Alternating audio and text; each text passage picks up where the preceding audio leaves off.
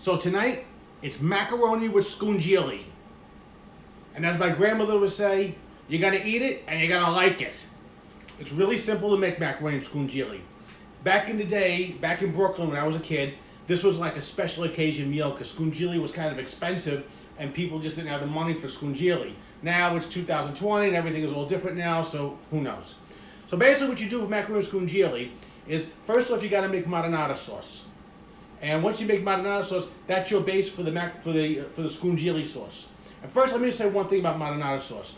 It's simple, and it's all about the ingredients. The best ingredients you got is the way to go.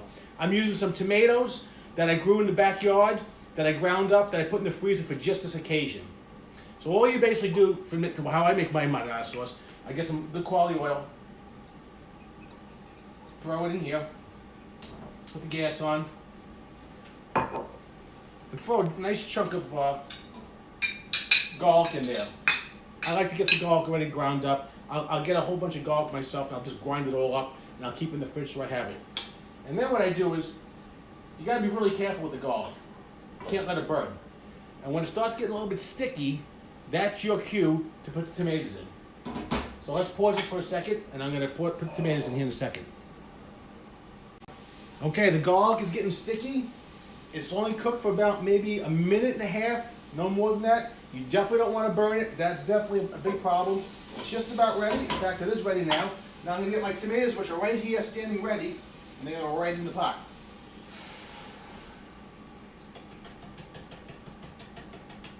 Okay. As for the seasoning for this, I don't use a lot of seasoning in tomato sauce. And I'll tell you why.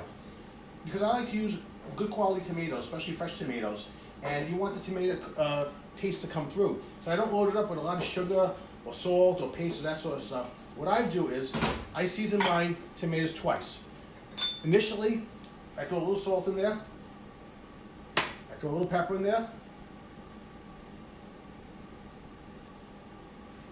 I think I need more pepper in here. You'll have to get the backup pepper.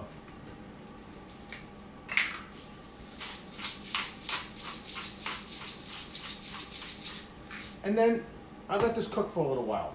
I let it make marinara sauce. And while we're talking about marinara sauce, and this is cooking, let me just say one thing quickly here. This is called marinara sauce. This is not called anything else. It's not marinara sauce. It's not anything else.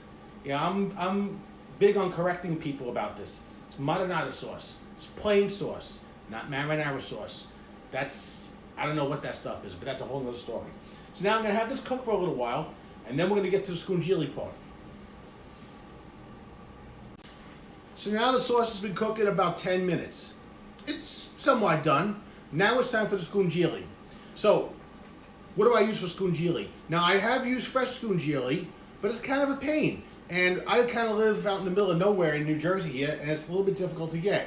But I use this, scungilli from La Monica. Now I use La Monica for 3 reasons. First of all, I know it's an American company because it's made right here in Jersey. Because I won't buy fish that comes from a foreign country. That's just how I am. Secondly, they got a great taste. And thirdly, the most important thing, the owner of this company and I went to grade school together, and I'm a good friend of his, so I know he has a big factory down in South Jersey, and they're very good. They come packed in water, so what I do is, I gotta drain the water out of them first.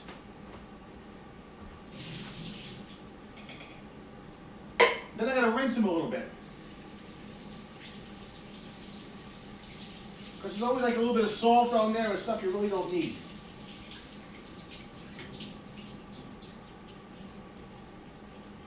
Once you drain them, stick them on the cutting board. And what you want to do is, you want to cut some of the big pieces up first. Because some of the times, when you get the pieces, they're a little on the big side. Let's stir the sauce for a second. This sauce is almost ready. You want to cut them up. So like some of the pieces like this, they're a little on the big side. So I want to cut some of them up just a little bit. Just chop them up a little bit. I'm not going to go crazy with it.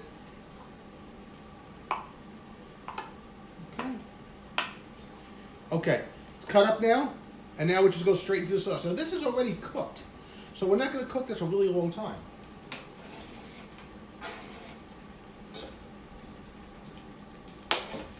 Now, what we're gonna do next is, we gotta put some hot pepper in this. I kind of make this like on the Fra Diablo side, so it's hot, because I kind of like all my food kind of on the hot side. And so does Shirley, so it all works out well. So you mix that in there, and I'll start off with some crushed red pepper.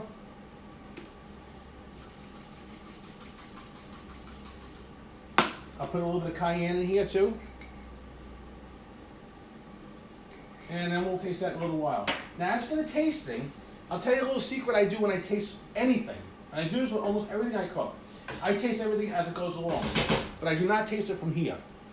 What I do is, I have a whole bunch of these little cheapy ice cream spoons that I picked up someplace. And when I want to taste something in anything, I just get a clean spoon, taste it, needs a little salt. As soon as I taste it, that spoon is done in the sink. And then when I'm going to taste it again, I get another fresh spoon, so it's not contaminated with the other one. So this is only going to cook for about 10 more minutes, okay? And then we'll get to the next stage. And while we're waiting for that to cook, we are going to cut up this lovely head of purple cauliflower that I picked up roadside a couple days ago.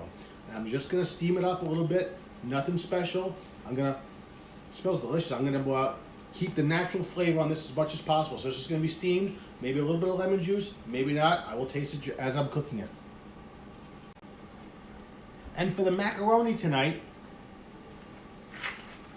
some linguine for me, of course. And since Shirley has been doing the keto diet, we have to make this keto friendly for her. I got some zucchini noodles. And I've made these for her before. They're actually not terrible. They're not great like macaroni is, but you know what? We gotta do what we gotta do. So what you really gotta do with these zucchini noodles is you just throw them in boiling water for maybe a minute or so, a minute and a half or so, until they tender up a little bit, and you serve it just like linguine. Now my sauce here, I put a little more seasoning to it, just a little more salt, a little bit of pepper, and half a teaspoon of sugar. That's it. And the scungilli. There's nothing else in this. I've tasted it, and I will taste it one more time. That's ready. Just waiting for the water to boil. As soon as the water boils, we'll put the macaroni in. We'll serve this up. I don't need more hot pepper than that. It's good, that's the way it is. Good. Well, we got the water boiling, macaroni in the pot, zucchini noodles in the pot cooking, and the cauliflower. Sauce is all ready here. So in about 5 minutes, actually 6 minutes, we're gonna put it all together, and it's dinner time. Okay, these zucchini noodles are ready. So I'm just gonna grab them quick, straighten them out here.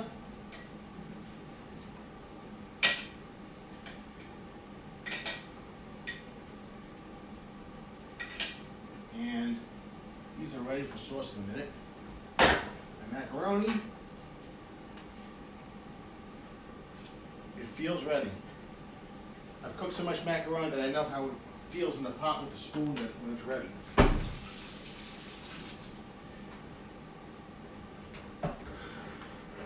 Okay.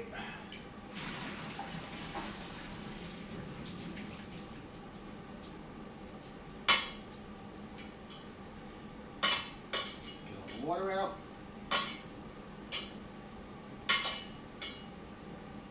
Okay. Time to serve it all up here, everybody. Let's see, where's my dishes? Here we go. Let's get mine going first. Actually, I'm on camera and I forgot something. A little sauce in here to begin with.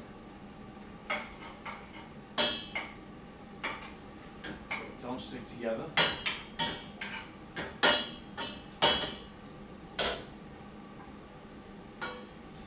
here we go.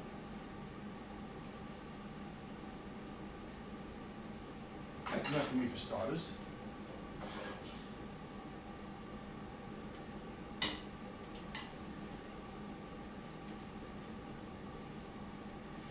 That's the first one right there. And now, these zucchini noodles, which are slightly different to deal with.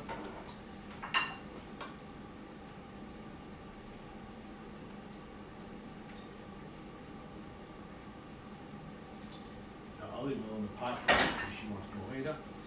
And she likes heavy sauce.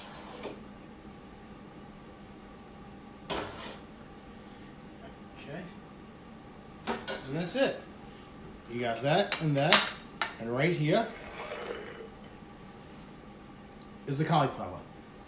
So it's time to eat dinner. I'm all set. Thanks for watching.